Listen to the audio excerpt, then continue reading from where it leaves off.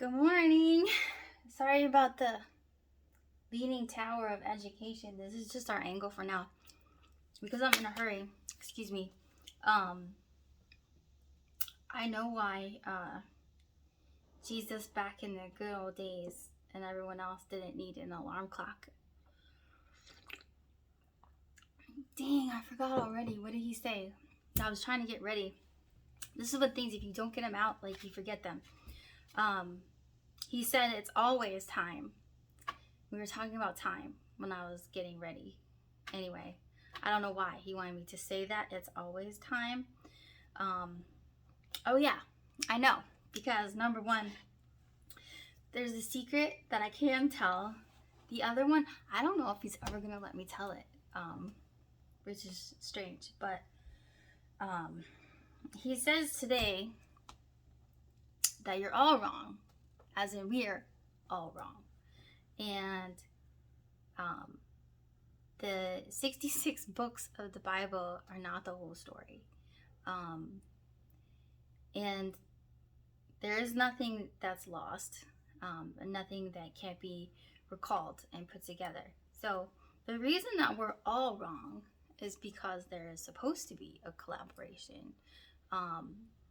We are supposed to put the pieces together, which makes sense to me. Seems like that's not going to be easy. But he says that we are all wrong and that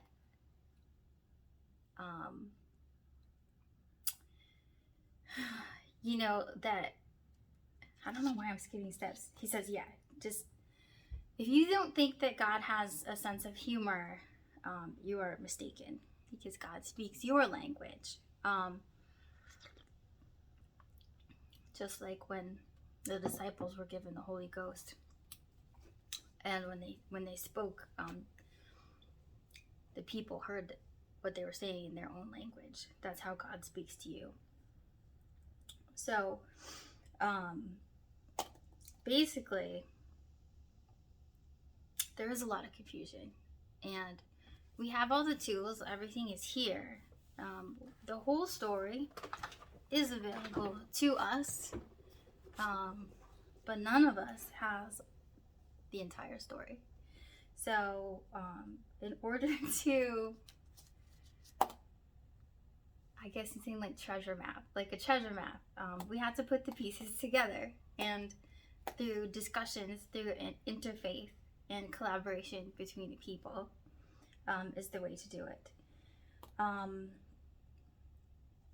also supposed to talk about the power of prayer, but before that, he's reminding me that when I was making my coffee, that the lid from my dishpan just like randomly dropped into the sink, and he said top down.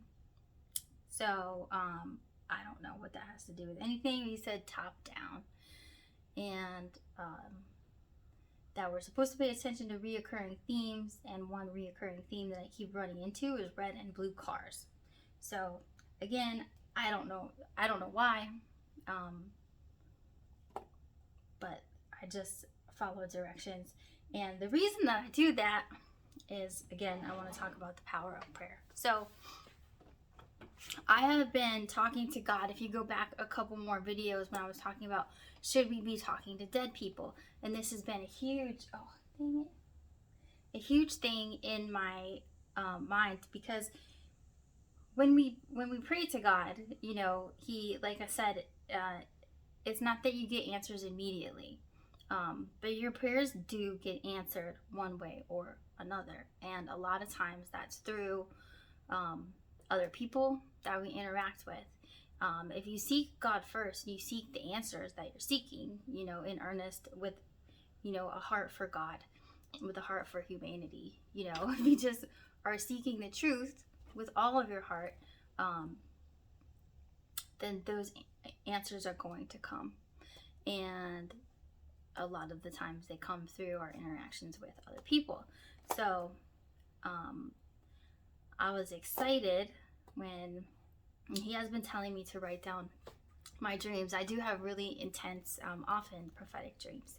And I have been asking about a lot of things. And so when I came back into this months ago, I brought this to God because I was like, I know a spirit world that not every person has experienced. And when I was younger, I didn't know how to control it, and I didn't know anything about it. What I did know is that it seemed like it was involuntary, and it was very scary. So, and when you think of fear in this world, or fear, of like an emergency situation, there's a different kind of fear that is like the deepest, darkest, most evil. I don't know how else to describe it, but absolute fear. And I went to, so yeah, I'm just gonna have to be honest about it, because people, you need to understand where I'm coming from. So when I was a lot younger, and I don't know exactly when it started, but I did have a lot of problems when I started to really study the Bible, and this was an ongoing problem from like 12, 13 years old. Whenever I went to really study the Bible and really have this communication with God, that's when the really scary stuff started happening. And that's, what a lot of people call spiritual warfare. Because there is opposition. What happens, when we have this communion with God and we get closer to the truth, that's the end of confusion. That's when we're really set free. And so, the force of Satan, I don't want to say the person of Satan. Satan's not a person. But there is an evil that's out of this world. And anyway, so there was a lot of good also, and I did learn that there are ways that I could control it, but I didn't have the understanding that I needed to be operating safely. And so I could always feel like I was very sensitive to forces outside of me, and I could always feel energy like really close to me, even to the point where I've had situations where, like, I call it when like the ghost got in the bed with me, and I know it sounds nutty, but there wasn't supposed to be anybody there. And my sister was staying in the same house, and I was sleeping in my mom's room when I was a lot younger, probably like 12, I don't know, maybe 13. And neither one of us were supposed to be there, but she had thrown a softball through my window downstairs, so I was sleeping in my mom's room. And earlier that night, the radio had kept turning on and off. But I woke up in the middle of the night, the light was on in the hallway, and I remember being scared because it sounded like somebody was like stealing our computer. And I saw a crack of light on the ceiling, like the door was open a crack, and that crack got really big and really small. And then it's like I could feel something walk over to the bed, and it lifted up the covers and got in the bed, and it stunk really low. Like, whatever this was really heavy. And it was terrifying. And I was so terrified. Like, I honestly thought that I might die of a heart attack. Like, I might be scared to death. I remember thinking that was a thing. And the only thing that I knew to do instinctively was to pray. And eventually, it wasn't immediate. Like, this took like some serious prayer. But eventually, I did have like this peace, and it like dissipated, and I was able to go to sleep. And so that started a whole slew of like really scary, like, I was terrified of the dark, and I was always terrified of the dark. Who knows if that was the first time that happened. But anyway, it happened that every time I started to really study and go back to God and find out about these things, like what was the truth of it, and like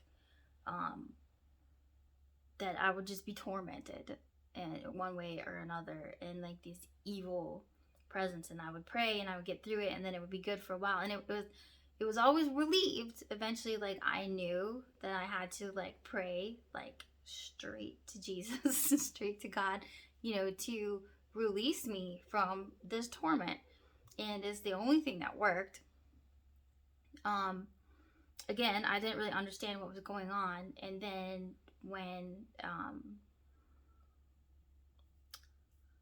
clairaudience is a thing, it really is. It's not the same. Like, I don't know how to describe it. It's just like hearing things that are relevant to like what you're thinking about or what you're doing, but it's like you know when it's like insight that comes from outside of you. And so that, I don't think I ever realized what it was. Like, I think I just thought that I had these conversations in my head all the time, and like something just occurs to me, and then I started to realize that like sometimes things that I don't even know anything about just come out of nowhere. So that took some getting used to. And then astral projection is one big thing that's like a really strange thing to experience, and I didn't have any control over it initially, and it was really scary, and it was really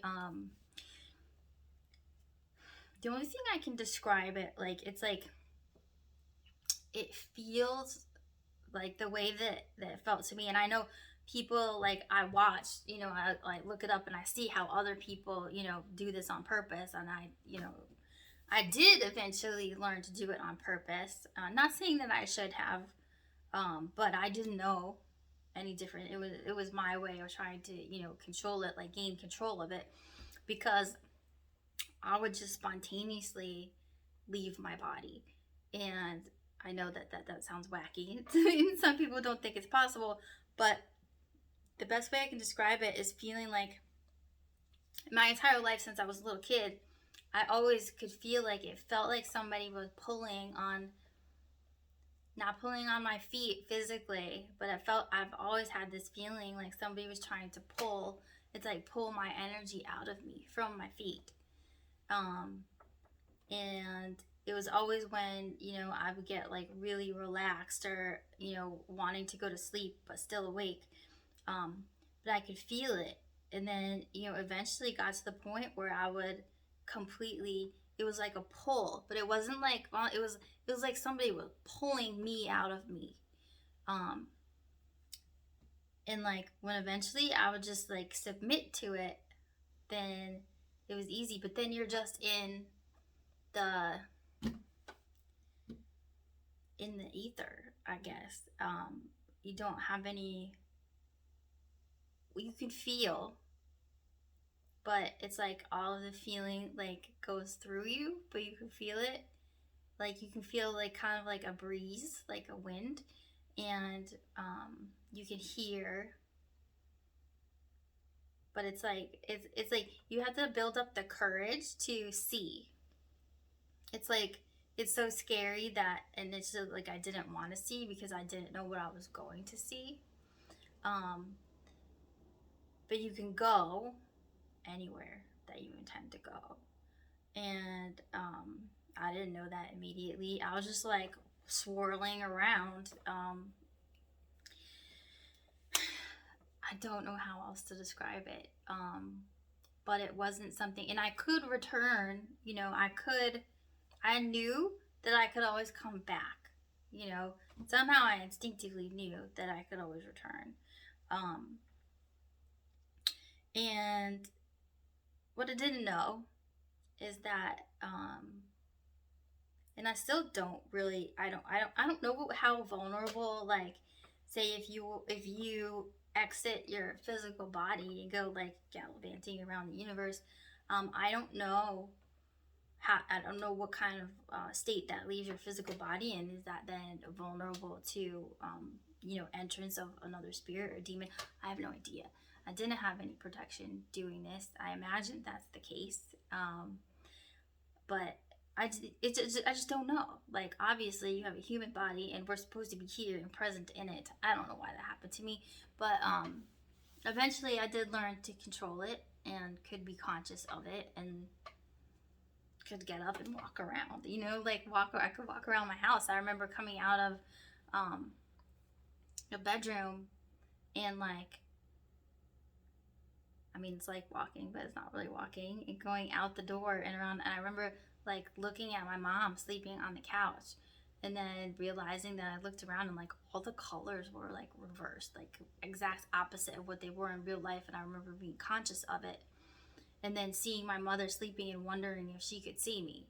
And I was awake the whole time. So there's a whole spirit world that really does exist, and not saying that that's not our natural state, and that's not something that I think anybody should just do blindly. You know, I believe in God, and I know that there's forces against God that are so strong that will do anything to keep you from the truth, anything to keep you from this close connection with God, where these truths are revealed to you. And so I've been praying because there's so many things that I have, you know, natural gifts and have been able to do, that I've been talking to God. And I did ask God to enter into this with me and said, this is something that I really want to study. I want to understand why some of us have these abilities, like why why it does feel like our loved ones after they pass, you know, are still with us in a way, and why like we aren't supposed to communicate with them. That's what the Bible says. Like, what's up with that? And so I have been asking about these things. And two things I want to say about the power of prayer is that it did get so distracting when I really was trying to get my faith together and trying to be strong and like gather up everything I had and be like, I know that I have to study. I know that God is going to see me through it, whatever torment there is from the outside. But it got so bad that I literally didn't know what else to do. And the church that I had started going to, this poor man, but I knew that I needed somebody, was like, I needed to tell someone what was going on, and I needed someone to pray for me. And this pastor that he was such a wonderful person, and I know he was busy and he had things to do, but I was like, no, I need help.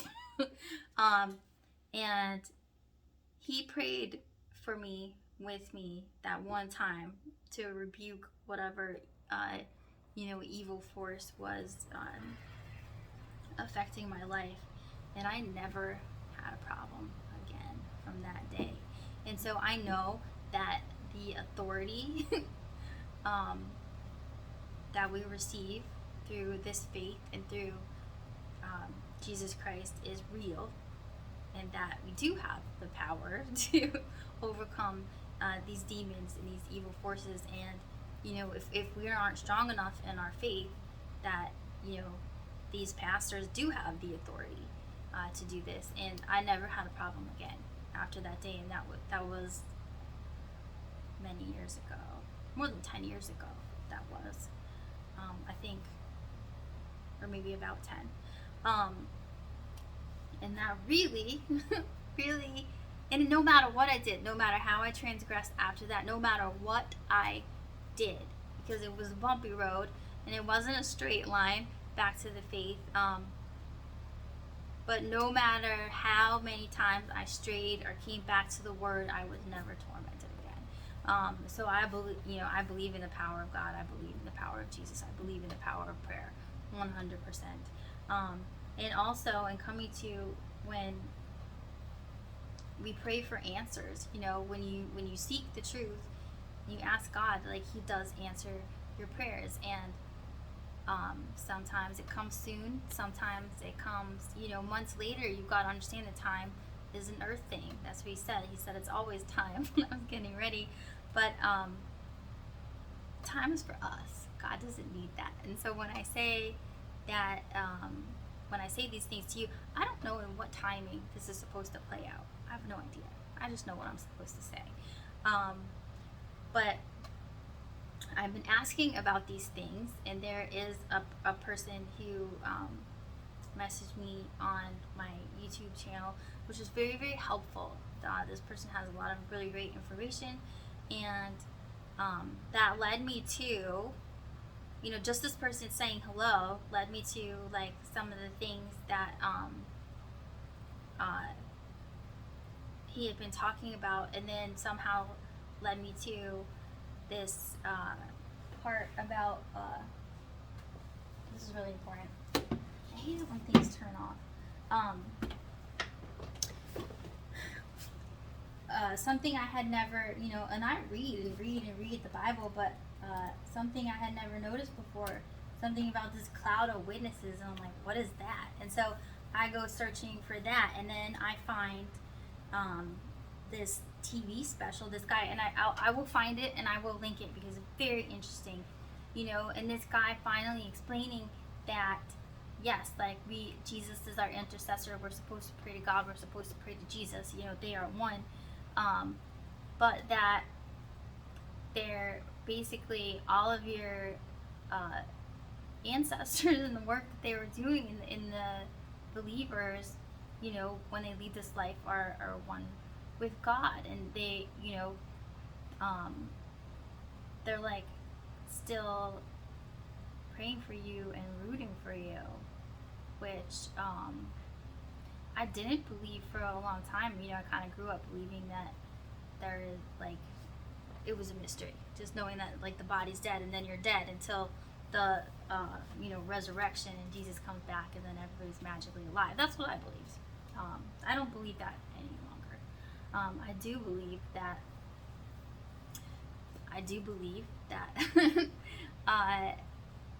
in the spirit world, I think that they can come back and forth. I don't think that we are supposed to consult the spirit world, outside of consulting God. I think that, whatever gift God gives you into the spirit world, that's between you and God. But as far as, I think that they are there, like, rooting for you. But this is your life, and you have to do the work that you came here to do, and God is your guide. Jesus is your compass. And we have spiritual guides in this world available to us. We have, people that have this communion with God, in your pastors in your churches, and prophets, which I didn't believe in for a long time. I know that sounds crazy. Like, I have these gifts, and I didn't believe it. I don't know. Anyway, God will answer your prayers. Like, you will get answers. And so, that, you'll just have to watch it. And it was so interesting. And this man who, like me, has this faith and wanted to understand, and going into asking God, why do I have these gifts? Why can I do this and other people can't do this? And the short answer is anybody can get there. It's a process, and it begins with faith, like I said. And so then, when I'm looking up Hebrews chapter 11, which he was talking about the cloud of witnesses, which you could look up yourself because we're past that. I'm past that.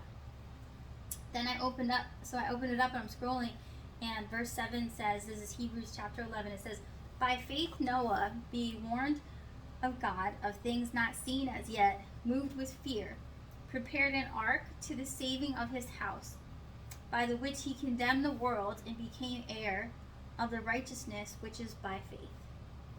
By faith Abraham, when he was called to go out into a place which he should after receive for an inheritance, obeyed, and he went out, not knowing whither he went. By faith he sojourned in the land of promise, as in a strange country, dwelling in tabernacles with Isaac and Jacob, the heirs with him of the same promise. For he looked for a city which hath foundations, whose builder and maker is God. And this is so significant to me because, all right, full disclosure, I do read tarot, and that is not the same as conjuring spirits or entities. That reading energy in my communion with God, and it's a visual representation for me. And this is something that I'm in full communion with God when I'm doing, which I don't believe is different than reading the Bible. And you can fight me, you don't have to believe the same thing. But I also make my own cards that have messages on them. And I have been asking these questions and asking, and consistently this card flies out that says foundations. And I'm like, what does that mean? What does that mean? What does that mean? And I feel like I finally got an answer, which is wacky. Wacky. Anyway, that's enough for today. I would love for you to like and subscribe to this channel and to share it. Again, I'm not shy about these things. If you have questions, I'm happy to talk about it. And I know that I cannot be the only one. There are many, many, many of us that have gifts, and some that we're not sure of, we're not aware of. And there are probably a lot of people like me who are experience things that are a little out of this world, and are not comfortable with those things. So don't be afraid to reach out. That is something that I have a long history with and was afraid of for a long time. But I understand it more and more every day. I know that it is real and that God is with me in this. So, we walk in faith. That's the first step. So I love you very much. Please like, share, and subscribe.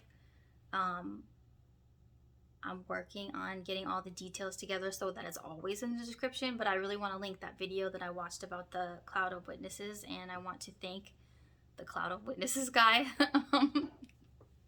that is responsible for me finding that information. Have a lovely day. Thank you.